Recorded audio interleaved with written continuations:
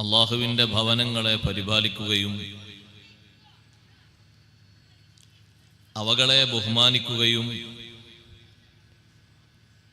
ആ പവിത്രമായ ഭവനങ്ങളിൽ ആരാധനകൾ കൊണ്ട് സജീവമാവുകയും ചെയ്യുക എന്നുള്ളത്.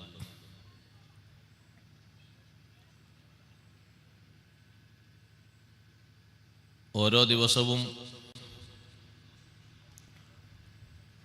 നിസ്കാരത്തിലേക്ക്, ജമാഅത്തിലേക്ക് വിളിയാളങ്ങൾ മുഴങ്ങുമ്പോഴെല്ലാം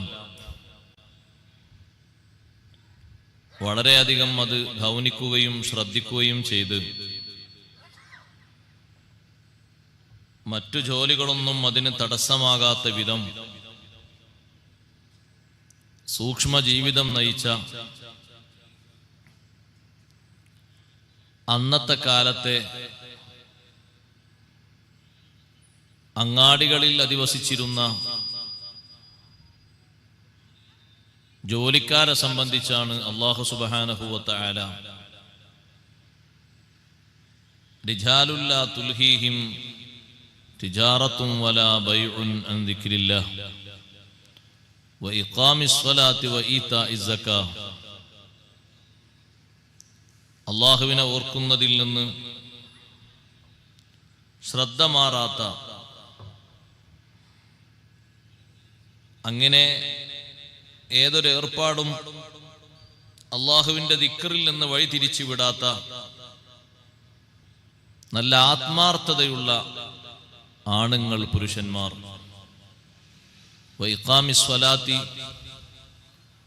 നിസ്കാരം സംഘടിതമായി നിർവഹിക്കുന്നതിൽ നിന്നും, വഈതാഇസ് സക്കാത്തി, സക്കാത്ത് കൊടുത്തുവിട്ടുന്നതിൽ നിന്നും അശ്രദ്ധരാകാത്ത നല്ല വിഭാഗം ആളുകൾ. അല്ലാഹു സുബ്ഹാനഹു വ തആല ഈ മഹത്വം പറഞ്ഞത് നമ്മെപ്പോലെ പലയിടങ്ങളിലും ജോലി ചെയ്തു കഴിഞ്ഞ ആളുകളെ സംബന്ധിച്ചായിരുന്നു. ഇമാം ഖുർത്തുബി റളിയല്ലാഹു അൻഹു പറയുന്നുണ്ട്, ഈ ആയത്തിറങ്ങിയത് ഫി അഹ്ലിൽ അസ്വാഖ്, അങ്ങാടികളിലുള്ള ആളുകളെ സംബന്ധിച്ചാണ്. വ്യത്യസ്ത റിപ്പോർട്ടുകളിൽ ഒന്ന്, നബി സല്ലല്ലാഹു അലൈഹി വസല്ലം തങ്ങളുടെ കാലഘട്ടത്തിൽ ജോലി ചെയ്തിരുന്ന രണ്ടാളുകൾ, ഒരാള് വ്യാപാരിയായിരുന്നു, മറ്റേയാള് കൊല്ലപ്പണിക്കാരനായിരുന്നു. വാങ്കുവിളി കേട്ടാൽ സാധനങ്ങൾ തൂക്കുകയും അളക്കുകയും ചെയ്ത് ജനങ്ങൾക്ക് വിൽക്കുന്ന വ്യാപാരി,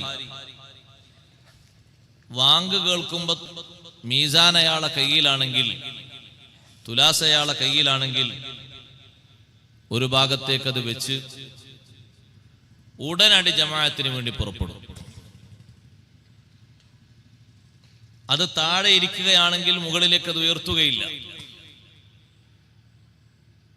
എന്ന് പറഞ്ഞാൽ ഇതുവരെ ഞാൻ എൻ്റെ ജീവിതവുമായി ബന്ധപ്പെട്ടുള്ള ശുഗലിലായിരുന്നു. ഇപ്പോൾ അല്ലാഹു സുബ്ഹാനഹു വ തആല അവന്റെ ഭവനത്തിലേക്ക് എന്നെ വിളിച്ചപ്പോൾ കുറച്ചു നേരം ഞാനിവിടെ കഴിഞ്ഞുകൂടിയാൽ കുറച്ചുകൂടി കഴിഞ്ഞോട്ടെ എന്ന് പിന്തിരിപ്പനായ ഇബ്ലീസുൽ ലഈൻ പറഞ്ഞുകൊണ്ടിരിക്കും. കുറച്ചുകൂടി കഴിയുമ്പോൾ പറയും, സമയം തെറ്റിയിട്ടൊന്നുമില്ലല്ലോ, അവ്വൽ വക്തല്ലേ ആയിട്ടുള്ളൂ, കുറച്ചുകൂടി കഴിഞ്ഞോട്ടെ എന്ന് പറയും. അങ്ങനെ നിത്യേന പോയിക്കൊണ്ടിരിക്കുന്ന ആളാണെങ്കിൽ ഒന്നുകിൽ അയാളെ ജമാഅത്തിൽ നിന്ന് പുറകോട്ട് വലിക്കും. അത് സാധ്യമായി കഴിഞ്ഞാൽ പിന്നെ അവ്വൽ വക്തിൽ നിന്ന്, അതും കിട്ടിക്കഴിഞ്ഞാൽ പിന്നെ മുഖ്താറായ സമയത്തിൽ നിന്ന് പുറകോട്ട് വലിക്കും. ഇവിടൊക്കെ ജമാഅത്ത് നഷ്ടമാകുന്നുണ്ടാകും. പിന്നെ ലാസ്റ്റ് ഒരു റക്അത്തോ 2 റക്അത്തോ ബാക്കി ഉണ്ടാകുന്ന നേരത്തൊരു നിസ്കാരത്തിലേക്ക് പിന്നെയും അയാളെ പിന്തിരിപ്പിക്കാൻ കിട്ടുകയാണെങ്കിൽ ളുഹറിന് വന്ന് കൈ കെട്ടിയപ്പോഴേക്ക് അസ്ർ ബാങ്ക് കൊടുക്കുന്ന സമയത്തേക്ക്. പക്ഷെ അന്ന് നിസ്കരിക്കുന്ന ആളെ മനസ്സിൽ ഒരു മനസ്ഥിതി കൊടുക്കും, ഒരു സമാധാനം കൊടുക്കും. ഏതായാലും ഒരു തക്ബീറത്തുൽ ഇഹ്റാം ബാങ്ക് കൊടുക്കുന്നതിന് മുമ്പ് കിട്ടിയല്ലോ എന്നൊരാശ്വാസം. പക്ഷെ അത്രയും നേരത്തെ ആ പിന്തിയതിനെ സംബന്ധിച്ചുള്ള ഒരു ചിന്തയും മനസ്സിൽ കൊടുക്കൂല. അവിടെയാണ് ഈ ആളുകളുടെ മഹത്വം അല്ലാഹു സുബ്ഹാനഹു വ തആല പഠിപ്പിക്കുന്നത്. നമ്മെപ്പോലെ സാധാ തൊഴിലെടുത്ത് കഴിയുന്ന ആൾക്കാർ, മദീനത്തെ മാർക്കറ്റിൽ തൊഴിലെടുത്ത് കഴിയുന്നവരിൽ രണ്ടാളുകളെ സംബന്ധിച്ചാണ് ഈ ആയത്തിറങ്ങിയത് എന്ന് പറയുമ്പോൾ, ഒരാള് വ്യാപാരിയാണ്, വാങ്ക് വിളി കേട്ടാൽ പിന്നെ അതിനപ്പുറത്തേക്ക് അയാൾ പോകൂല. രണ്ടാമത്തെ ആള് കൊല്ലപ്പണിക്കാരനാണ്, കത്തിയും മഴുവും പലതും മൂർച്ച കൂട്ടുകയും പഴയ ഇരുമ്പുകൾ ശേഖരിച്ചത് പുതുതാക്കി പുതിയ മോഡലിലാക്കി ഉണ്ടാക്കുകയും ചെയ്യുന്ന ആള്. അദ്ദേഹം ഇങ്ങനെ മേടുന്ന വസ്തു എടുത്ത് മേടാൻ ഒരുങ്ങുന്ന സമയത്താണ് വാങ്ങിക്കൊടുക്കുന്നതെങ്കിൽ അതവിടെ വെച്ചു. കത്തിക്കാൻ ഈ തുരുമ്പ് പിടിച്ചിരിക്കുന്ന തുരുമ്പുകളൊക്കെ ഒന്ന് മാറ്റാൻ, കീടങ്ങളൊക്കെ മാറ്റാൻ കത്തിക്കാൻ ഒരുങ്ങുകയാണെങ്കിൽ അതവിടെ നിർത്തിവെച്ചു. അപ്പോൾ അല്ലാഹു സുബ്ഹാനഹു വ തആല ആ രണ്ട് വ്യക്തികളെയും പ്രശംസിച്ചാണ് സൂറത്തുൻ നൂറിലെ റിജാലുൻ ലാ തുൽഹീഹിം തിജാറത്തും വലാ ബൈഅ് എന്ന ഈ 37ാമത്തെ സൂക്തം അല്ലാഹു തആല അവതരിപ്പിച്ചത്.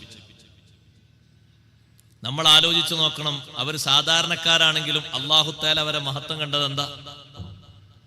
അവരാ പണിയൊക്കെ എടുക്കുമ്പോഴും എന്റെ വിളി അവര് മറന്നില്ല. അതാണ് അല്ലാഹു തആല പറയുന്നത്, ലാ തുൽഹീഹിം തിജാറത്തുൻ വലാ ബൈഅ്. ഒരു ബിസിനസ്സും ഒരു ഏർപ്പാടും, ബൈഉം തിജാറത്തും രണ്ടും വ്യത്യാസമുണ്ട്. ചില പണ്ഡിതന്മാര് പറഞ്ഞു, ബൈഅ് എന്ന് പറയുമ്പോ അവിടെ കൊടുക്കുകയും വാങ്ങുകയും ചെയ്യുന്ന ഒരു കൈമാറ്റത്തിന്റെ അവസ്ഥയുണ്ട്. തിജാറത്തിൽ ചിലപ്പോൾ സമ്പത്ത് ശേഖരിക്കുന്ന, ഗോഡൌണിലും മറ്റുമൊക്കെ ശേഖരിച്ചു വെക്കുന്ന ഒരു വ്യാപകമായ അർത്ഥം ഇതൊക്കെ ഉൾപ്പെടുന്ന ഒന്നാണ് തിജാറത്ത്, ബിസിനസ്. അതിൽ വിവിധ തരം ഉണ്ടാകും. ചിലപ്പം കാൽക്കുലേറ്റ് ചെയ്യായിരിക്കും, ചിലപ്പോൾ മാനേജ് ചെയ്യായിരിക്കും, ചിലപ്പോ കണക്ക് കൂട്ടിയിട്ട് എത്ര കുറവുണ്ട് എത്ര ഏറെ ഉണ്ട് നോക്കായിരിക്കും. ഇതൊക്കെ അതിൽപ്പെട്ട ഒരു വിഷയമാണ് ബൈഅ്. ഏതായിരുന്നാലും ഈ പണിയൊക്കെ എടുക്കുന്ന ആൾക്കാർ അള്ളാഹുവിന്റെ ദിക്റിൽ നിന്ന് ശ്രദ്ധ മാറാത്ത വിധം ജീവിച്ചു എന്നത് വലിയ മഹത്വമാണ്. അള്ളാഹു നമുക്ക് ആ തൗഫീഖ് ഏറ്റി തരട്ടെ. അത് ഈമാനിന്റെ വലിയൊരു ഭാഗമാണ്. അവരെ ഖൽബിൽ അള്ളാഹു നൽകിയ നൂറ് കെടാതെ കത്തിക്കൊണ്ടിരിക്കുന്നു, പ്രകാശിച്ചു കൊണ്ടിരിക്കുന്നു എന്നതിന്റെ തെളിവാണ്. അതുകൊണ്ടാണ് അഷ്റഫുൽ ഖൽഖ് സല്ലല്ലാഹു അലൈഹി വസല്ലം പറഞ്ഞത്, രാത്രിയിൽ 2 നേരത്ത്, വെളിച്ചം കാണാത്ത 2 നേരത്ത് ജമാഅത്തിന് പോകുന്ന ഇശാഇനും സുബഹിക്കും പോകുന്ന ആളുകൾക്ക് നിങ്ങൾ സന്തോഷം അറിയിക്കണം, ബിൻ നൂരി താമ്മി യൗമൽ ഖിയാമ. ഇവിടെ അള്ളാഹു നൽകിയ നൂറിലേക്ക് നടന്നു നീങ്ങുന്ന, ഇരുട്ടിലും നടന്നു നീങ്ങുന്ന ആൾക്കാർക്ക് നിങ്ങൾ സന്തോഷം അറിയിക്കണം, ഖിയാമത്ത് നാളിൽ പൂർണ്ണമായ വെളിച്ചം കിട്ടും, പൂർണ്ണമായ സന്തോഷം കിട്ടും. കാരണം ഇവിടെ അത് സ്വീകരിക്കാൻ വേണ്ടിയാണ് അവർ നടന്നത്, ആഖിറത്തിലെ നൂറിന് വേണ്ടി. ഈ 2 വ്യക്തികളെ അല്ലാഹു തആല പ്രശംസിച്ചു. ഇവരോട് പിന്തുടർന്നുകൊണ്ടുള്ള ഒരുപാട് ആളുകളെയും ഇന്നും നമുക്ക് കാണാം. അത്തരത്തിലുള്ള ഒരുപാട് കച്ചവടക്കാരുണ്ട് നാട്ടിൻപുറങ്ങളിൽ. നല്ലവരാണ് അവർ. കാരണം അവരുടെ ജീവിതത്തിലെ നല്ലൊരു ഭാഗം ജമാഅത്തിന് വേണ്ടി പള്ളിയുമായി ബന്ധിക്കുന്ന ഒരു ഭാഗമാണ്. അതുകൊണ്ട് തന്നെ അല്ലാഹു സുബ്ഹാനഹു വ തആല അവരാ ചെയ്തതിന് ഏറ്റവും നല്ല പ്രതിഫലം അല്ലാഹു സുബ്ഹാനഹു വ തആല കൊടുക്കും. ലിയജ്സിയഹുമുല്ലാഹു അഹ്സന മാ അമിലു വയസീദഹും മിൻ ഫളിഹി. അല്ലാഹു തആല അവർക്ക് നൽകും, അവരാ ചെയ്തതിന് ഏറ്റവും നല്ല പ്രതിഫലം നൽകും. ആ ഏറ്റവും നല്ല പ്രതിഫലം പാരത്രിക ലോകത്ത് വെച്ച് അല്ലാഹു സുബ്ഹാനഹു വ തആല അവർക്ക് സന്തോഷമാകുന്ന വിധം എന്താണ് അവർക്ക് വേണ്ടത്? വേണ്ട പ്രതിഫലങ്ങൾ അല്ലാഹു സുബ്ഹാനഹു വ തആല നൽകും. മാത്രമല്ല വയസീദഹും മിൻ ഫളിഹി, അള്ളാഹുവിന്റെ ഔദാര്യത്തിൽ നിന്ന് അള്ളാഹു തആല അവർക്ക് വർധനവ് നൽകും. അഥവാ അള്ളാഹുവിന്റെ റുഅ്യത്ത്, അള്ളാഹുവിനെ കാണാനും അള്ളാഹുവുമായി സംസാരിക്കാനും സംവദിക്കാനുമുള്ള നല്ല അവസരങ്ങൾ നൽകും. അല്ലാഹു യർസുഖു മൻ യശാഉ ബിഗൈരി ഹിസാബ്. ആ കൂട്ടത്തിൽ തന്നെ എല്ലാവർക്കും കൊടുക്കുന്നത് ഒരുപോലെയല്ല, വ്യത്യാസമുണ്ട്. കണക്കില്ലാതെ കൊടുക്കാൻ കഴിയുന്നവനാണ് അല്ലാഹു സുബ്ഹാനഹു വ തആല. അതുകൊണ്ട് സഹോദരന്മാരോട് ആ ഒരു ബഹുമാനം നമ്മൾ സ്വീകരിക്കണം. പള്ളിയുമായി വലിയൊരു ബന്ധം പുരുഷന്മാർക്കുള്ള ബന്ധമാണ്. സ്ത്രീകൾക്ക് ജുമുഅ ജമാഅത്ത് നിർബന്ധമില്ല. അവർക്കതിനെല്ലാം ഉള്ള മഹത്വങ്ങൾ അവരെ വീട്ടിൽ വെച്ച് അല്ലാഹു സുബ്ഹാനഹു വ തആല നൽകും. പണ്ട് കാലത്ത് പുരുഷന്മാര് മാത്രം ജമാഅത്തിനും ജുമുഅക്കും ജിഹാദിനും ജനാസയുടെ പിന്നാലെയും പോകുന്നത് സംബന്ധിയായി അഷ്റഫുൽ ഖൽഖ് സല്ലല്ലാഹു അലൈഹി വസല്ലം തങ്ങളോട് ചോദിക്കാൻ വന്നു അസ്മാ ബിൻത് യസീദ് റളിയല്ലാഹു അൻഹ. അസ്മാ ബീവി വന്നിട്ട് ചോദിച്ചു, അല്ലാഹുവിന്റെ റസൂലേ, തങ്ങൾ ആണുങ്ങൾക്കും പെണ്ണുങ്ങൾക്കുമുള്ള റസൂലല്ലേ? പുരുഷന്മാർക്കും സ്ത്രീകൾക്കും നിയുക്തനായ ദൂതനല്ലേ? അതെ, എല്ലാവരിലേക്കുമാണ്. പിന്നെന്താണ് ഈ വ്യത്യാസം? എന്താ നിങ്ങൾ ചോദിക്കുന്നത്? ജുമുഅക്ക്, ജമാഅത്തിന്, ജിഹാദിന്, ജനാസക്ക് തുടങ്ങിയ ഒരുപാട് വിഷയങ്ങൾക്ക് പുരുഷന്മാര് മാത്രമാണ്. ഞങ്ങൾക്കതൊന്നും ഇല്ലല്ലോ. ഞങ്ങൾ വീട്ടിലിരിക്കുകയാണ്, അവർക്ക് വേണ്ടിയുള്ള ഒത്താശകൾ ചെയ്യുന്നു, മക്കളെ പരിഗണിക്കുന്നു, പരിപാലിക്കുന്നു, അവരുടെ സമ്പത്തും അവരുടെ വിലപിടിപ്പുള്ള വസ്തുക്കളും സൂക്ഷിക്കുന്നു. അവർക്ക് വേണ്ടിയും കുടുംബത്തിലെ മറ്റെല്ലാ ആളുകൾക്ക് വേണ്ടിയും ഞങ്ങൾ ഖിദ്മ ചെയ്യുന്നു. ഞങ്ങൾക്ക് ഈ ഒരവസരമില്ലല്ലോ. ഈ ഒരു ചോദ്യം ചോദിച്ചു വന്നപ്പോൾ ആ ചോദ്യം ചോദിച്ചത് ഇന്നത്തെ കാലത്തേക്കും വലിയ സംഭവമാണ്. കാരണം ഇന്നാളുകൾ സമത്വം വാദിച്ചുകൊണ്ടിരിക്കുകയാണ്. പള്ളിയിലും വേണം സ്ത്രീകൾക്ക് ഒരു ഭാഗം, നിസ്കരിക്കാൻ ഇമാമിന്റെ പിന്നാലെ തന്നെ ഒരു ഭാഗം വേണം, ആക്രോശിച്ചുകൊണ്ടിരിക്കുകയാണ്. അത് സ്ത്രീകളെ സംബന്ധിച്ചിടത്തോളം അവർക്ക് നൽകുന്ന വലിയൊരു ബുദ്ധിമുട്ട് തന്നെയാണ്. കാരണം സ്ത്രീകളെപ്പോലെ പുരുഷന്മാരെ പോലെ സ്ത്രീകളെയും എണ്ണത്തിൽ കൂട്ടുകയാണെങ്കിൽ പലയിടത്തും ജുമുഅ നടക്കൂല. 40 മെമ്പർമാരായിട്ട് ആണിനെയും പെണ്ണിനെയും കൂടിയാണ് അല്ലാഹു തആല എണ്ണിയിരുന്നതെങ്കിൽ ഒരു നാട്ടിൽ 10 ആണുങ്ങളും ബാക്കി 30 പെണ്ണുങ്ങളും ആണെങ്കിൽ ജുമുഅ നടക്കാതെ പോകും. കാരണം കുറെ പെണ്ണുങ്ങൾക്ക് പള്ളിയിൽ കയറാൻ പറ്റാത്ത സമയത്തായിരിക്കും ജുമുഅ ദിവസം വരും. അപ്പൊ എന്ത് ചെയ്യും? അങ്ങനെ ഒരുപാട് തടസ്സങ്ങളുണ്ട്. ആ 30 പെണ്ണുങ്ങളിൽ 20 പെണ്ണുങ്ങളും പ്രസവിച്ച് കിടന്നാൽ എന്ത് ചെയ്യും? കുറെ കാലത്തേക്ക് ജുമുഅ സ്റ്റോപ്പ്, ജമാഅത്ത് തൽക്കാലം നിർത്തിവെച്ചിരിക്കുന്നു എന്ന് ബോർഡ് വെക്കും. അത് അവരുടെ ശരീരത്തിന്റെ സ്വഭാവത്തോട് ഒത്ത നിയമമാണ് അല്ലാഹു തആല അവർക്ക് നൽകിയത്. എളുപ്പമാണ്. ഈ ചോദിച്ചു വന്ന അസ്മാ ബിൻത് യസീദ് റളിയല്ലാഹു അൻഹയ്ക്ക് നേരെ തിരിഞ്ഞിട്ട് നബി സല്ലല്ലാഹു അലൈഹി വസല്ലം പറഞ്ഞു, ദീനിന്റെ കാര്യം ചോദിക്കുന്ന ഒരു പെണ്ണിനെ കണ്ടോ നിങ്ങൾ? നല്ല പെണ്ണാണ്. ഈ പെണ്ണിന്റെ സ്വന്തം അഭിപ്രായത്തിൽ വന്നതല്ല. ആ പെണ്ണ് പറയുന്നൊരു വാക്കുണ്ട് ഹദീസിൽ, അന വാഫിദത്തുൻ നിസാഇ ഇലൈക യാ റസൂലല്ലാഹ്. അല്ലാഹുവിന്റെ റസൂലേ, ഞാൻ എല്ലാ സ്ത്രീകളുടെയും ഒരു പ്രതിനിധിയായിട്ടാണ് വന്നത്. എന്റെ അഭിപ്രായം തന്നെയാണ് അവർക്കുള്ളത്. എന്നോട് പറയുന്ന ഉത്തരം അവരോടും പറയാനുള്ളതാണ്. അപ്പൊ തങ്ങൾ പറഞ്ഞു, നിങ്ങൾ മനസ്സിലാക്കിക്കോളൂ, നിങ്ങളെ പിറകിൽ ഉത്തരം കാത്തിരിക്കുന്ന എല്ലാ സഹോദരിമാരോടും പറഞ്ഞോളൂ, കുറഞ്ഞ കാര്യം ചെയ്താൽ മതി, ഈ പുരുഷന്മാർ ചെയ്യുന്ന അധ്വാനത്തിന്റെ ഒക്കെ പ്രതിഫലം കിട്ടും. എന്താ തങ്ങൾ പറഞ്ഞു കൊടുത്തത്? ഇന്ന ഹുസ്ന തബഉലി ഹിദാകുന്ന ലിസൗജിഹാ വതലബഹാ മർളാതിഹി വത്തിബാഅഹാ മുവാഫഖതഹു യഅദിലു ദാലിക കുല്ലഹു. തങ്ങൾ പറഞ്ഞു, നിങ്ങളെ കൂട്ടത്തിൽ ഒരു സഹോദരി, ഒരു പെണ്ണ് തന്റെ പ്രിയതമന്, തന്റെ ഇണക്ക് നല്ല സേവനം ചെയ്യുക, വത്വലബഹാ മർളാതിഹി അവന്റെ തൃപ്തി കാംക്ഷിച്ച് ജീവിക്കുക, വത്തിബാഅഹാ മുവാഫഖതഹു അവന്റെ നിലപാടുകളോട് പിന്തുടർന്ന് ജീവിക്കുക. ഇത്തരത്തിൽ നല്ല സ്നേഹത്തോടെ, നല്ല അനുസരണത്തോടെ വേണ്ട ഒത്താശകൾ അങ്ങോട്ടും ഇങ്ങോട്ടും കൈമാറിയുള്ള ജീവിതമുണ്ടല്ലോ, യഅദിലു ദാലിക കുല്ലഹു ജമാഅത്തിന് വരുന്നതിന്, ജുമുഅക്ക് വരുന്നതിന്, ജിഹാദിന് വരുന്നതിന്, ജനാസയുടെ സംസ്കരണത്തിന് വരുന്നതിന്, ഇതിനൊക്കെ സമാനമായി അത് ലഭിക്കും. അത് പറഞ്ഞിട്ടൊരു വാക്കും കൂടി തങ്ങൾ പറഞ്ഞു, അത് സഹോദരിമാരിലേക്ക് പ്രത്യേകം ഞാൻ പറയാണ്. വഖലീലും മിൻകുന്ന മൻ യഫ്അലുഹു. ഞാൻ പറഞ്ഞ രൂപത്തിൽ ചെയ്യുന്നവർ നിങ്ങളിൽ നിന്ന് വളരെ കുറച്ചാളുകളെ ഉള്ളൂ. ഏത്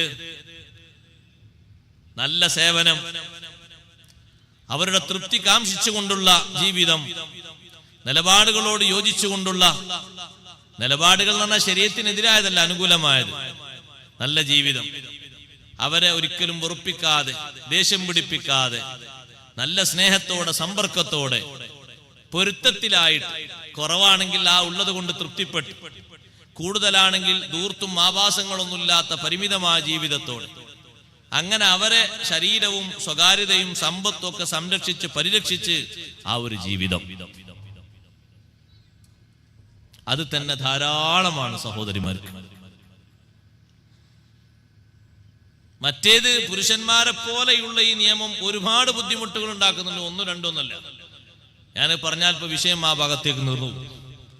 അതുകൊണ്ടാണ് ഈ ആയത്ത് പറഞ്ഞിടത്തൊക്കെ ഇമാം റാസി റളിയല്ലാഹു അൻഹു അടക്കമുള്ള മഹാന്മാര് പറഞ്ഞു, പുരുഷന്മാരെ എടുത്തു പറയാനുള്ള കാരണം ലിഅന്നൻ നിസാഅ ലസ്ന മിൻ അഹ്ലി തിജാറാത്തി വൽ മസാജിദി. പള്ളിയിൽ ജമാഅത്തിന് വരേണ്ടവരല്ല സ്ത്രീകൾ. അവര് വീട്ടിൽ നിസ്കാരം നിർവഹിക്കണം. വീട്ടിൽ വെച്ച് അവർ നിസ്കരിക്കുന്നതിന് അല്ലാഹു സുബ്ഹാനഹു വ തആല അവർക്ക് കൂലി കുറവാക്കുമോ? കൂലിയൊന്നും കുറവാക്കൂല. നല്ലോണം പള്ളിയെ ബഹുമാനിക്കണം, ആദരിക്കണം, പരിപാലിക്കണം. ആത്മാർത്ഥതയോടെ പള്ളി പരിപാലിക്കുന്നവർക്ക് അല്ലാഹുവിങ്കൽ വലിയ സ്വർഗമുണ്ട്, ഉന്നതമായ പദവിയുണ്ട്. ഈ കാലഘട്ടത്തിൽ പള്ളിയോടുള്ള ബഹുമാനം പലർക്കും കുറവാണ്. നബി സല്ലല്ലാഹു അലൈഹി വസല്ലം തങ്ങൾ പറഞ്ഞു, സയകൂനു ഫീ ആഖിരിസ് സമാനി റിജാലുൻ യഅ്തൂനൽ മസാജിദ്. അവസാന നാളിൽ പള്ളിയിൽ പോകുന്ന ചില പുരുഷന്മാര് വരും. ഫയഖുദൂന ഫീഹാ ഹിലഖൻ ഹിലഖാ. വട്ടം വട്ടമായി, സംഘം സംഘമായി പള്ളിയിൽ അവരിയ്ക്കും. എന്താണ് അവരെ പരിപാടി എന്നറിയോ? അവരെ വർത്തമാനം എന്താണെന്നറിയോ? ദിക്റുഹുമുദ്ദുന്യാ വഹുബ്ബുഹാ. അവരുടെ ചർച്ച ദുനിയാവാണ്, ദുനിയാവാണ്, ദുനിയാവിനോടുള്ള ഹുബ്ബുമാണ് അവരെ വർത്തമാനം. ആ തരത്തിൽ ആളുകളെ കണ്ടാൽ ഫലാ തുജാലിസൂഹും, അവരുടെ കൂട്ടത്തിൽ ഇരുന്നേക്കരുത്. ഫലൈസ ലില്ലാഹി ബിഹിം ഹജാ. അവരുടെ ആ ഇരുത്തം കൊണ്ട് അല്ലാഹു തആലക്ക് ഒരു ആവശ്യമില്ല. അല്ലാഹു തആല ഒരു സവാബും അതിന് നൽകൂല. കാരണം പള്ളി അത്തരത്തിൽ പറഞ്ഞിരിക്കാനുള്ള ഒരു സ്ഥലം അല്ല. പള്ളി അത്തരത്തിൽ ഒരു കാര്യം ചെയ്യാനുള്ള സ്ഥലമല്ല. സഹോദരങ്ങളെ, പള്ളി പവിത്രമാണ്, ബഹുമാനമാണ്. പള്ളിയുടെ ഉള്ളിൽ വെച്ച് ദുന്യവിയായ സംസാരം സംസാരിക്കുന്നവരെ സ്വഹാബിമാര്, താബീങ്ങൾ ആട്ടിയോടിച്ചിട്ടുണ്ട്. ഉമർ ഇബ്നുൽ ഖത്താബ് റളിയല്ലാഹു അൻഹുവിന്റെ കാലഘട്ടത്തിൽ പള്ളിക്ക് ആദ്യമായി വരാന്തയുണ്ടാക്കിയത് മഹാനവർകളാണ്. പള്ളിയുടെ ഒരു പുറംപള്ളിയായിട്ട്, അത് പള്ളിയായി വഖഫ് ചെയ്ത സ്ഥലമല്ല, ഒരു ചെരു എന്ന് പറയും, നമ്മുടെ നാട്ടിലൊക്കെ ഉണ്ട്. ഇത് ഉണ്ടാക്കിയ സംവിധാനം ഉണ്ടാക്കിയിട്ട് ഉമർ റളിയല്ലാഹു അൻഹു പറഞ്ഞു, ആർക്കെങ്കിലും സംസാരിക്കണമെങ്കിൽ, പാട്ടുപാടണമെങ്കിൽ, വിൽപ്പന നടത്തണമെങ്കിൽ, കളഞ്ഞുപോയത് അന്വേഷിക്കണമെങ്കിൽ ഫല്യഖ്റുജ് ഇലാ ഹാദിഹിർ റഹ്ബാ. ഈ ചെരുവിലേക്ക് വരട്ടെ, ഇവിടുന്ന് ചോദിക്കട്ടെ. ഉള്ളിൽ നിന്ന് അതൊന്നും പറ്റൂല. ഉള്ളിൽ ദിക്ർ ചൊല്ലാൻ, ഇൽമു പറയാൻ, പഠിപ്പിക്കാൻ, ഖുർആൻ ഓതാൻ, നിസ്കരിക്കാൻ, ഖുർആനോത്ത് പഠിപ്പിക്കാൻ തുടങ്ങി ഖൈറായ കാര്യങ്ങൾക്ക് മാത്രം. കൂട്ടത്തിൽ ഒന്നുകൂടി പറയട്ടെ, ജനറൽ ബോഡിയും പള്ളിക്കമ്മിറ്റിയും പള്ളിയിൽ വെച്ച് ചേരാതിരിക്കലാണ് നല്ലത്. കൂട്ടത്തിൽ അതും വേണമല്ലോ പറയാം. കാരണം അതിന് ചർച്ച വരും. നമ്മളല്ലേ, നമ്മളെ ചർച്ചയല്ലേ, എന്തെല്ലാം കടന്നു വരും. അപ്പൊ സൂക്ഷ്മത നല്ലത്, ഏറ്റവും നല്ലത് ഒന്നുകിൽ ഓഫീസിലോ അല്ലെങ്കിൽ അതിന് തരപ്പെട്ട സ്ഥലത്തോ അല്ലെങ്കിൽ എവിടെയെങ്കിലും വീട്ടിലോ മറ്റു സ്ഥലങ്ങളിലോ ആകലാണ് അഭികാമ്യം. കാരണം ഏതെങ്കിലും ഒരാൾ ഒരു ചർച്ച എടുത്തിട്ടാല് അതിന്റെ പിന്നാലെ ബാക്കിയുള്ളവർ ബോധപൂർവമായിരിക്കൂല, കുറ്റപ്പെടുത്താൻ പറ്റൂല, സംഗതി കരുതി കൂട്ടിയൊന്നും പറയാൻ പറ്റൂല. ഒരു ചർച്ച വന്നപ്പോ അതിന്റെ പിന്നാലെ മറ്റേയാൾ പറഞ്ഞു, അയാൾ പറഞ്ഞപ്പോ ഇയാളും പറഞ്ഞു, ഇയാൾ പറഞ്ഞു മറ്റേയാൾ പറഞ്ഞു, എല്ലാരും പറഞ്ഞു. അങ്ങനെ അങ്ങോട്ട് പോകും. ചിലപ്പോഴൊക്കെ ശബ്ദങ്ങൾ കൂടി വരും, ചിലപ്പോൾ ആവശ്യമില്ലാത്ത ചർച്ചകൾ വരും. അതുകൊണ്ട് അത്തരത്തിലുള്ള മീറ്റിങ്ങുകളും ജനറൽ ബോഡികളൊന്നും പള്ളിക്കകത്ത് വെച്ചാകാതിരിക്കലാണ് നല്ലത്, ഉത്തമമാണ്. അത് മദ്രസന്റെ മീറ്റിംഗ് ആണെങ്കിലും പള്ളിന്റെ മീറ്റിംഗ് ആണെങ്കിലും പൊതുവായിട്ട് നാട്ടിൽ എല്ലാവരും ബാധിക്കുന്ന ഒരു വിഷയത്തിൽ ആൾക്കാരൊക്കെ കൂടിയിട്ട്, ഇപ്പൊ നാട്ടിൽ ഒരു 3-4 ആൾക്കാർ രോഗിയായി കിടക്കുന്നുണ്ട്, അപ്പൊ നാട്ടിൽ മൊത്തം ആൾക്കാർ കൂടിയിട്ട് ഒരു കമ്മിറ്റി കൂടിയിട്ട് ഒരു പിരിവെടുത്താണെങ്കിലും ആവശ്യങ്ങളും കാര്യങ്ങളൊക്കെ വിശദീകരിക്കുമ്പോൾ സദസ്സിൽ നിന്ന് കുറുകുറു മുസുപ്പ് വരും. നല്ലത് പള്ളിക്ക് മുറ്റുണ്ടെങ്കിൽ ആ മുറ്റത്തിന് കസേര വിരിച്ചാൽ അൽഹംദുലില്ലാഹ് റാഹത്ത്, അല്ലെങ്കിൽ ചെരു ഉണ്ടെങ്കിൽ അവിടെ കൊണ്ട് ഒരുമിച്ചുകൂടെ നല്ലത്. അങ്ങനെ പള്ളിക്ക് അതിൻ്റെതായ ഒരു ഹുർമത്തുണ്ട്, ബഹുമാനമുണ്ട്. അത് നമുക്ക് നമ്മുടെ നാട്ടിലേക്കാൾ അധികം കാണണമെങ്കിൽ തമിഴ്നാട്ടിൽ ചില സ്ഥലങ്ങൾ സിയാറത്തിന് പോയാൽ മതി. അവിടെ എങ്ങാനും പള്ളിൻ്റെ ഉള്ളിൽ നിന്ന് സംസാരിച്ചിട്ടുണ്ടെങ്കിൽ അയാൾക്ക് അന്നത്തെ മതിയോ. പിന്നെ സമാധാനം എന്താണെന്ന് വെച്ചാൽ ആ ചൂടാകണമെന്നൊക്കെ തമിഴിലായതുകൊണ്ട് നമ്മുടെ നാട്ടിലേക്ക് കൂടുതൽ തിരിയില്ലാന്നുള്ളൂ. നല്ല ചീത്ത പറയാം.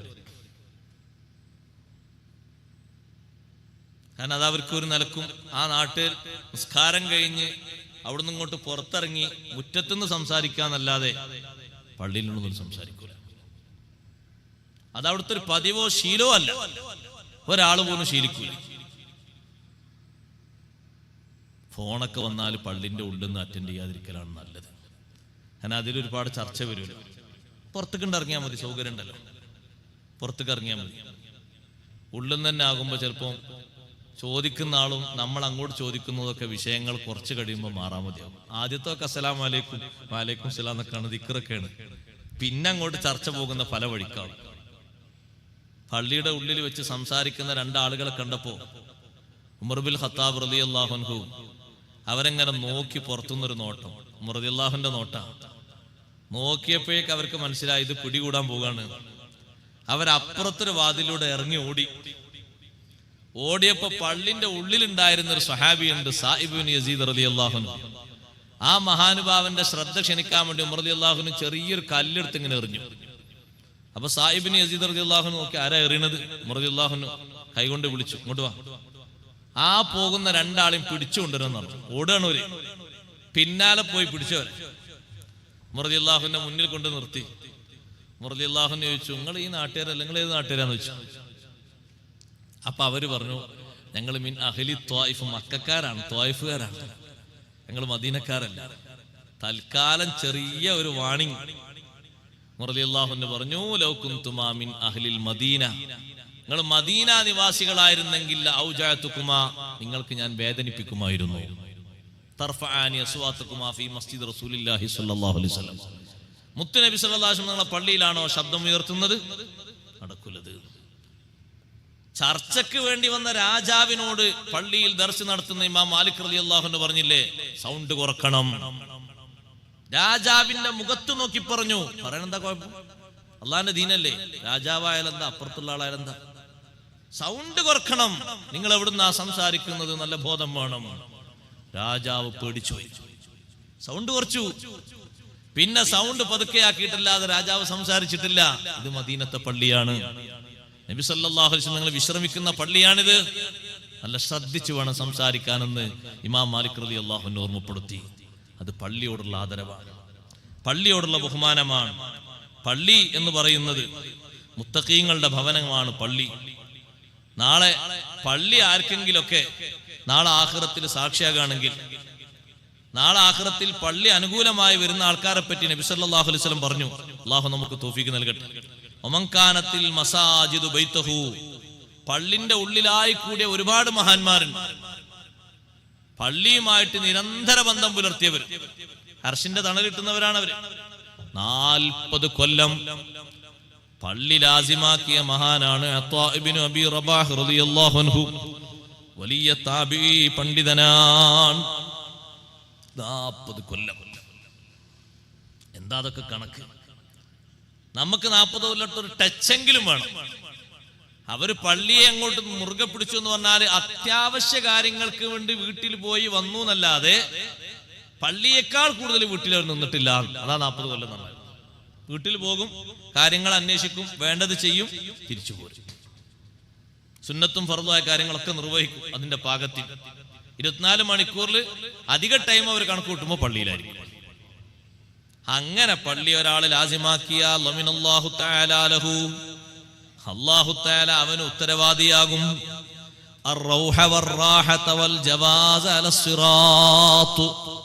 സിറാത്തിലൂടെ വിട്ടുകിടക്കാൻ, സ്വർഗത്തിലെത്തിയിട്ട് മുഖറബീങ്ങൾക്ക് കിട്ടുന്ന റൗഹും വറൈഹാനുൻ വജന്നത്തു നഈം, സൂറത്ത് വാഖിയയിൽ പഠിപ്പിച്ച നല്ല സന്തോഷങ്ങൾ ഏറ്റുവാങ്ങാൻ കഴിയും.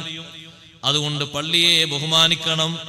പള്ളിയിലേക്ക് കയറുമ്പോൾ ബിസ്മിയും ഹംദും സ്വലാത്തും ചൊല്ലണം.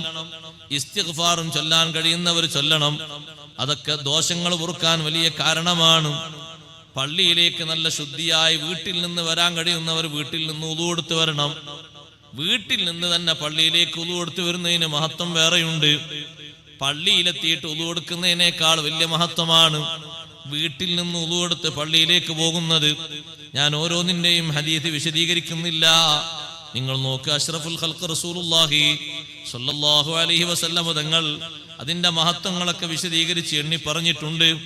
ഇരിക്കട്ടെ സഹോദരങ്ങളെ, ആ പള്ളിയുടെ പരിപാലനം മുഖ്യമായ വിഷയമാണ്. പള്ളിയുടെ പരിപാലനം ഈമാനിന്റെ ഭാഗമാണ്. പള്ളി നിർമ്മിക്കാൻ കഴിയുന്നത് തന്നെ വലിയ സന്തോഷമാണ്. കഴിയില്ലെങ്കിൽ പള്ളിയുടെ പരിപാലനത്തിനെങ്കിലും പങ്കുചേരണം. പള്ളി പരിപാലനം നടത്തിയിട്ട് സ്വഹാബിമാർക്ക് വലിയ സ്ഥാനം കിട്ടിയിട്ടുണ്ട്, ബഹുമാനം കിട്ടിയിട്ടുണ്ട്. ആദ്യമായി പള്ളിയിൽ വിളക്ക് കത്തിച്ച മഹാൻ തമീമുദ്ദാരി റളിയല്ലാഹു അൻഹു. മഹാനവർകൾ പറയുന്നു, ഞാൻ ഷാമിൽ നിന്ന് മദീനയിലേക്ക് ഇങ്ങനെ മടക്കയാത്രയിലാണ്. ഷാമിലേക്ക് പോയി തിരിച്ച് മദീനയിലേക്ക് മടങ്ങുമ്പോൾ ഒരു സ്ഥലത്ത് വിളക്കുകൾ വിൽക്കുന്നത് കണ്ടു. നല്ല വിളക്കാണ്, വിളക്കിൽ ഒഴിക്കാൻ നല്ല എണ്ണയുമുണ്ട്. ആ വിളക്ക് മുകളിലേക്ക് കെട്ടിത്തൂക്കാൻ കയറും കൊടുക്കുന്നുണ്ട്. അങ്ങനെ എണ്ണ ഒഴിച്ച വിളക്കില്ലേ, കാണണമെന്ന് ആഗ്രഹമുള്ള ആൾക്കാർ പൊന്നാനി പോയിക്കോളൂ. ഇപ്പോഴും കാണാം അവിടെ പൊന്നാനി പള്ളിയിലുണ്ട്. ആ വിളക്കൊന്നും എടുത്ത് മാറ്റിയില്ല, അവിടെ ഉണ്ടത്. അതിൽ എണ്ണ വെച്ചിട്ട് തിരിക്ക് തീ കൊളുത്തു. അങ്ങനെ ആ വെളിച്ചത്തിലാണ് നിസ്കാരവും ഓത്തും കാര്യങ്ങളൊക്കെ നടക്കുന്നത്. അങ്ങനെ വിളക്ക് വിൽക്കുന്നത് കണ്ടപ്പോ എനിക്ക് തോന്നി, നബി സല്ലല്ലാഹു അലൈഹി വസല്ലമയോട് പറഞ്ഞിട്ടൊന്നുമില്ല, പള്ളിയിൽ വിളക്കില്ലല്ലോ, വിളക്കങ്ങ് വാങ്ങിയാലോ. നമ്മൾ പള്ളി കയറി വെക്കുമ്പോ സ്വിച്ച് ഇട്ട് വെക്കുമ്പോ ഒരു ഫാൻ കറങ്ങുന്നില്ല. ഇത് കമ്മറ്റി, അത് പരിപാലന കമ്മറ്റി, മറ്റേ കമ്മറ്റി. നമ്മളെ മനസ്സിൽ വേഗം മറ്റേ ആളിന് ഇട്ടു തരും. നമ്മളെ കൂടപ്പുറപ്പായ ആളില്ല, അയാൾ പറയും അതൊന്നും വാങ്ങണ്ട, എനിക്ക് ഉത്തരവാദിത്തപ്പെട്ട ആളുണ്ട്. നീ ആ ഫാന് നോക്കിയിട്ട് നല്ലൊരു ഫാൻ അവിടെ കൊണ്ടുവന്നിട്ടു ഫിറ്റ് ചെയ്തു. അതിന് ആരും ഇതിൽ പറയില്ല, ഏത് പള്ളിക്കാരും ഇതിൽ, ഏത് കമ്മിറ്റി ഇതിൽ പറയില്ല. ഫാന് കേടാ, ഫാന് മാറ്റി നല്ലൊരു ഫാന് കൊണ്ടുവന്നിട്ടു. ആ ഫാനിന്റെ കാറ്റ് റാഹത്തോടെ കൊണ്ടൊരാൾ ഖുർആനോദി, ദിക്ർ ചൊല്ലി, ഇത്തികാഫിരുന്നു, നിസ്കരിച്ചു. എന്തെല്ലാം പുണ്യകർമ്മങ്ങൾ. ഇൽമ പഠിച്ചു, ഇൽമ കേട്ടു. സുബ്ഹാനല്ലാഹ്, തീരാത്തത്രയും ലഭിക്കുകയാണ്. ഒരു സ്വിച്ച് ഇട്ട് നോക്കുമ്പോ ബൾബ് കത്തുന്നില്ല. അപ്പൊ നിന്റെ മനസ്സിൽ വരണം, പള്ളിയിലെ ഒരു വെളിച്ചമാണ്. ആ വെളിച്ചം എന്റെ ആഖിറത്തിലേക്കുള്ള വെളിച്ചമാണ്, എന്റെ ഖൽബിൽ നൂറ് കൂടാനുള്ള കാരണമാണ്. സുബ്ഹാനല്ലാഹ്. അങ്ങനെ പള്ളിയിലേക്ക് ഒന്ന് വിളക്ക് വാങ്ങിയാലോ ചിന്തിച്ച് മഹാനവർകൾ പറയാണ്, ഞാൻ ഒരുപാട് വിളക്ക് വാങ്ങി, എണ്ണയും വാങ്ങി, കയറും വാങ്ങി. മദീനയിലേക്ക് വന്നപ്പോൾ ഒരു വെള്ളിയാഴ്ച രാവായിരുന്നു. നാളെ വെള്ളിയാഴ്ച, ഇന്ന് അതിന്റെ തലേന്ന് വെള്ളിയാഴ്ച രാവാണ്. അങ്ങനെ മഹാനവർകൾ ഒരു അടിമയെ വിളിച്ചു. അബുൽ ബസാദ് എന്ന് പേരുള്ള അടിമയെ വിളിച്ചിട്ട് പറഞ്ഞു, ഈ കയറ് മുകളിലുള്ള മരത്തിലേക്ക് കെട്ടിയിട്ട് ഈ വിളക്കവിടെ ബന്ധിപ്പിക്കണം, അതിൽ എണ്ണ ഒഴിക്കണം, എന്നിട്ട് തിരി ഒരു ഭാഗത്തേക്ക് നീട്ടിവെക്കണം. സൂര്യൻ അസ്തമിച്ചാൽ നീ വിളക്ക് പോയി കത്തിക്കണം. അങ്ങനെ വിളക്ക് ഇങ്ങനെ കത്തിച്ചു. മഗ്രിബ് ബാങ്ക് വിളിച്ചപ്പോഴേക്ക് പള്ളിയിൽ വിളക്ക് ഇങ്ങനെ കത്തുന്നു. അഷ്റഫുൽ ഖൽഖ് സല്ലല്ലാഹു അലൈഹി വസല്ലം വീട്ടിൽ നിന്ന് പള്ളിയിലേക്ക് വന്നപ്പോ എല്ലാ വിളക്കുകളും ഇങ്ങനെ കത്തി കണ്ടപ്പോ തങ്ങളെ മുഖത്ത് വല്ലാത്തൊരു സന്തോഷം. ചോദിച്ചു, തങ്ങൾ ഇതാരാ കത്തിച്ചത്? ഈ പണി ചെയ്തതാരാണ്? സ്വഹാബത്ത് പറഞ്ഞു, തമീമുദ്ദാരി യാ റസൂലല്ലാഹ്. തമീമുദ്ദാരി റളിയല്ലാഹു അൻഹു ആണ് ഈ വിളക്ക് കത്തിച്ചത്. ഉടനെ തങ്ങളെ ഒരു പ്രാർത്ഥന, നവ്വറത്തൽ ഇസ്ലാം നവ്വറല്ലാഹു അലൈക ഫിദ്ദുനിയാ വൽ ആഖിറ. ഇസ്ലാമിനെ നിങ്ങൾ പ്രകാശിപ്പിച്ചു. നവ്വറത്തൽ ഇസ്ലാം, ഇസ്ലാമിന് നിങ്ങൾ പ്രഭ നൽകി. കാരണം ഇവിടെയുള്ള ജമാഅത്ത് പുറത്തുനിന്ന് നോക്കിയാൽ കാണുന്ന വിധത്തിലായി, ഇവിടെയുള്ള ഓത്ത് പുറത്തേക്ക് കേൾക്കാൻ പറ്റുന്ന വിധത്തിലായി. പുറത്തുനിന്ന് വരുന്ന ആള് ഇപ്പൊ ഇമാമും മഅ്മൂമികളൊക്കെ റുക്കൂയിലാണോ സുജൂദിലാണോന്ന് പുറത്തുനിന്ന് തന്നെ കാണാൻ പറ്റുന്ന രൂപത്തിലായി. ഇനി എന്തെങ്കിലും ഒന്ന് ഓതാനോ എഴുതാനോ സൗകര്യമായി. വല്ലാത്തൊരു പ്രകാശമാ നിങ്ങൾ നൽകിയത്. ദുനിയാവിലും ആഖിറത്തിലും അല്ലാഹു നിങ്ങൾക്ക് പ്രകാശം നൽകട്ടെ എന്ന് പറഞ്ഞിട്ട് അതിന്റെ സന്തോഷം തീരാതെ തങ്ങൾ പറഞ്ഞു, അമാ ഇന്നഹു ലൗ കാനത് ലി ഇബ്നതുൻ ലസവ്വജതുകഹാ. എനിക്ക് കെട്ടിക്കാത്തൊരു മോളുണ്ടെങ്കിൽ നിങ്ങൾക്ക് കെട്ടിച്ചു തരുന്നു. ആർക്ക് സഹോദരങ്ങളെ? പള്ളിക്ക് ഖിദ്മത്തെടുത്ത പരിപാലനം ചെയ്ത തമീമുദ്ദാരി റളിയല്ലാഹു അൻഹു എന്താണ് ആ സ്ഥാനം? അള്ളാഹുവിന്റെ പള്ളി പരിപാലിക്കുന്നതിനുള്ള സ്ഥാനം എന്താ തങ്ങൾ പറഞ്ഞത്?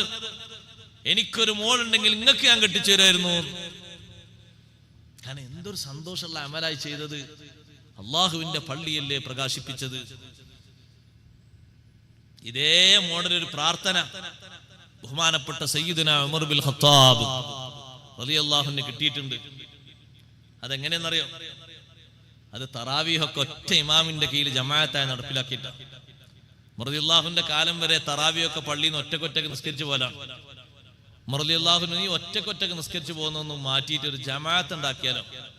അങ്ങനെ പ്രഗത്ഭനായ ഖാരി, ഖുർആൻ ഹാഫിദ്, ഒരുപാട് ശിഷ്യന്മാരുള്ള ഖാരി ആണ് ഉബയ്യ് ഇബ്നു കഅബ് റളിയല്ലാഹു അൻഹു. സ്വഹാബിമാരുടെ കൂട്ടത്തിൽ ഖുർആനിൽ നല്ല പ്രാഗൽഭ്യമുള്ള മഹാനെ ഇമാമാക്കി നിർത്തിയിട്ട് തറാവീഹ് ജമാഅത്തായി ഇങ്ങനെ നടന്നപ്പോ അതിന്റെ ആ സൗന്ദര്യം കണ്ടപ്പോ, കാരണം സൊഫായിട്ട് ഇശാഇന്റെ ശേഷം റമളാനിലൊരു നിസ്കാരം നടക്കല്ലേ, ഈ സന്തോഷം ഇങ്ങനെ കണ്ടപ്പോ സ്വഹാബത്തൊക്കെ പറഞ്ഞു, താബിഈങ്ങളും പറഞ്ഞു, നവ്വറല്ലാഹു ഖബ്റ ഉമറ, ഉമർ ഇബ്നുൽ ഖത്താബ് തങ്ങളെ ഖബർ അല്ലാഹു പ്രകാശിപ്പിക്കട്ടെ. കമാ നവ്വറ മസ്ജിദനാ ബിസ്വലാത്തി തറാവീഹ്, തറാവീഹ് നിസ്കാരം കൊണ്ട് നമ്മുടെ പള്ളിയെ പ്രകാശിപ്പിച്ചതുപോലെ ഒറ്റക്കൊറ്റക്ക് ഓരോരുത്തർ നിസ്കരിച്ചു പോകുന്ന അവസ്ഥ മാറ്റിയിട്ട് ഒരു ഇമാമിന്റെ കീഴിൽ ജമാഅത്താക്കി 23 റക്അത്ത് വിത്റും 23 റക്അത്ത് നിസ്കാരം നടപ്പിലാക്കി നിർവഹിച്ചു. അന്നു മുതൽ നടന്നു വരുന്നൊരു സന്തോഷമാണത്. ഇശാഇന്റെ ശേഷം പള്ളിയിലേക്ക് നോക്കിയാൽ ഇപ്പൊ നിസ്കാരം നടക്കുന്നില്ല. സുഹൃത്തുക്കളെ, ഒരു മാസം കഴിഞ്ഞാൽ മുക്കല്ലഫായ ആളുകളും അല്ലാത്ത കുട്ടികളും അടക്കം പള്ളിയിൽ പോയി നിസ്കാരം നിർവഹിക്കുന്നു. വലിയ സന്തോഷമാണ്. റമളാനാ വരുന്നത്. അല്ലാഹു തൗഫീഖ് തരട്ടെ, ആഫിയത്തുള്ള ദീർഘായുസ് തരട്ടെ. എനിക്കൊരു മോളുണ്ടെങ്കിൽ നിങ്ങൾക്ക് ഞാൻ കെട്ടിച്ചിരുന്നായിരുന്നു എന്ന് പറഞ്ഞപ്പോ വേറെ ഒരു സഹാബി വന്നിട്ട് പറഞ്ഞു, നൗഫൽ ബിൻ ഹാരിസ് റളിയല്ലാഹു അൻഹു പറഞ്ഞു, നബിയെ തങ്ങൾക്ക് ഇനി കെട്ടിക്കാൻ മോളില്ലല്ലോ, എനിക്കൊരു മോളുണ്ടെന്ന് അതങ്ങ് കെട്ടിക്കുക. കാരണം ആള് ഒരു പെണ്ണ് കെട്ടിച്ചു കൊടുക്കാൻ പറ്റിയ ആളാണ്. തങ്ങൾ ഈ പറഞ്ഞ വാക്കെന്ന് മനസ്സിലായല്ലോ? മനസ്സിലായി. തങ്ങളെ മോളെ കെട്ടിച്ചു കൊടുക്കുന്നു പറഞ്ഞാൽ അതിന്റെ അർത്ഥം എന്താ? അത്രയും റജുലുൻ സ്വാലിഹാണ്. എനിക്കൊരു മോളുണ്ട് നബി, ഇതുവരെ അതിനെ കെട്ടിച്ചിട്ടില്ല. ആ കുട്ടിനെ തങ്ങൾ ഇവിടെ വെച്ചെന്നെ, ഞാനും ഇവിടെ ഉണ്ടല്ലോ, അങ്ങ് നിക്കാഹ് ചെയ്യാ. നബി സല്ലല്ലാഹു അലൈഹി വസല്ലം തങ്ങൾ പറഞ്ഞ അങ്ങനെ ആകട്ടെ. ആ നിക്കാഹ് അങ്ങ് നടപ്പിലായി കൊടുത്തു. എങ്ങനെ? എന്താ അതിന്റെ കാരണം? എന്താ മനസ്സിലാക്കിയത്? അള്ളാഹുവിന്റെ പള്ളി പരിപാലിക്കാൻ ആരും പറയാതെ, പറഞ്ഞ് കാശ് കൊടുത്ത് പറഞ്ഞയക്കാതെ, സ്വന്തം പോക്കറ്റിൽ നിന്ന് കാശ് കൊടുത്ത് വിളക്കും അതുപോലെ തന്നെ എണ്ണയും തിരിയും കയറും ഒക്കെ വാങ്ങിയിട്ട് പള്ളിയിൽ കൊണ്ടുവന്ന് ലൈറ്റ് കത്തിച്ച് പ്രകാശിപ്പിച്ചപ്പോ ആ ചെയ്ത ഒരു സേവനത്തിന് കൊടുക്കാൻ പറ്റുകയാണെങ്കിൽ ഏറ്റവും നല്ല രൂപത്തിൽ ദുആ ആദ്യം കൊടുത്തിട്ട് പറഞ്ഞു, ഇനി നല്ലൊരു സന്തോഷമുള്ള ജീവിതം കൂടി കൊടുക്കാൻ പറ്റിയ ഒരാളാണ്. അപ്പൊ സ്വഹാബത്തിന്റെ കൂട്ടത്തിൽ നൗഫൽ ബിൻ ഹാരിസ് റളിയല്ലാഹു അൻഹു പറഞ്ഞു, എന്നാ പിന്നെ സംശയിച്ചു നിൽക്കണ്ട, എന്റെ ഒരു മോളുണ്ട്, അമ്മോളം കെട്ടിക്കുക. അപ്പൊ പള്ളിക്ക് ഖിദ്മത്തെടുത്താൽ ദുനിയാവിലും ആഖിറത്തിലും ഭാഗ്യം കിട്ടും. ഇപ്പൊ ദുനിയാവിലെ ഭാഗ്യാണല്ലോ, എത്ര പെട്ടെന്നാ, അന്വേഷിക്കണ്ട, പോയി കാണണ്ട, പോയി അന്വേഷിച്ച് അങ്ങോട്ടും ഇങ്ങോട്ടും ഇങ്ങനെ കാത്തിക്കണ്ട, എത്ര പെട്ടെന്നാ കല്യാണം ശരിയായത്. കല്യാണം കാര്യങ്ങളൊക്കെ ശരിയാകാൻ, ദുന്യാവിന്റെ കാര്യങ്ങളൊക്കെ ശരിയാകാനും ദീനാണ് മുന്നോട്ട് നിർത്തേണ്ടതെന്നാണ് നമ്മൾ മനസ്സിലാക്കേണ്ടത്. അതാണ് ഈ ചരിത്രത്തിൽ നിന്നുള്ള വലിയൊരു ഗുണപാഠം. ഇരിക്കട്ടെ, ആ ഒരു പേര് മഹാനവറുകൾക്ക് വന്നു. പള്ളിയിൽ ആദ്യമായി വിളക്ക് കത്തിച്ച മഹാൻ തമീമുദ്ദാരി റളിയല്ലാഹു അൻഹു. അത് ആ വിളക്ക് കത്തിക്കുന്നവർക്ക്, അതുപോലെ തന്നെ പള്ളിയിൽ പരിപാലനം നടക്കുന്നവർക്ക് മലക്കുകളുടെ എമ്പാടും പ്രാർത്ഥനയുണ്ട്. പള്ളിയിലേക്ക് പ്രവേശിക്കുമ്പോഴും പുറത്തിറങ്ങുമ്പോഴും ലിസ്മിയും ഹംദും സ്വലാത്തും ശേഷം അല്ലാഹുമ്മ ഫ്തഹ് ലി തുടങ്ങുന്ന ദിക്റും ചൊല്ലണം. അത് പള്ളിയോടുള്ള ബഹുമാനമാണ്, പള്ളിയോടുള്ള ഏറ്റവും വലിയ ബഹുമാനമാണ്. ആര് പള്ളി കിടക്കുകയാണെങ്കിലും, പള്ളി നിർമ്മിച്ച പള്ളിയുടെ ബാനിയാണെങ്കിൽ പോലും, ഖുത്ബ ഓതുന്ന ഉസ്താദാണെങ്കിൽ പോലും വുളു എടുത്തിട്ടേ പള്ളിക്ക് കയറാൻ പറ്റുള്ളൂ. അല്ലെങ്കിൽ അത് കറാഹത്താണ്. നമ്മളെ വീട്ടിലേക്ക് അങ്ങനത്തെ ഒരു നിയമമുണ്ടോ? പള്ളിയുടെ ബഹുമാനമാണ്. കാരണം അത് വഖഫ് ചെയ്യലോടുകൂടെ അല്ലാഹു സുബ്ഹാനഹു വ തആല 24 മണിക്കൂറും ആരാധനയ്ക്ക് വേണ്ടിയുള്ള കേന്ദ്രമാക്കി വെച്ചു. ആ പള്ളിയുമായി ബന്ധപ്പെട്ടുള്ള പ്രവർത്തനങ്ങൾ നടത്തുന്ന ആളുകൾക്ക്, നിസ്കാരവും മറ്റു കർമ്മങ്ങളൊക്കെ നടത്തുന്ന ആളുകൾക്ക്, അവർക്ക് പടച്ചോനെ പേടിയുണ്ട് എന്നുകൂടി അല്ലാഹു തആല പറഞ്ഞു. യഖാഫൂന യൗമൻ തതഖല്ലബു ഫീഹിൽ ഖുലൂബു വൽ അബ്സാർ. ഈമാൻ വർദ്ധിക്കാൻ വലിയൊരു കാരണമാണ് ഇത്. മുഅ്മിനീങ്ങളുടെ സംസാരവും അവരുടെ നോട്ടവും അവരുടെ ഖൽബും സദാസമയത്തും ഇങ്ങനെ പ്രകാശിച്ചുകൊണ്ടിരിക്കുകയാണ്.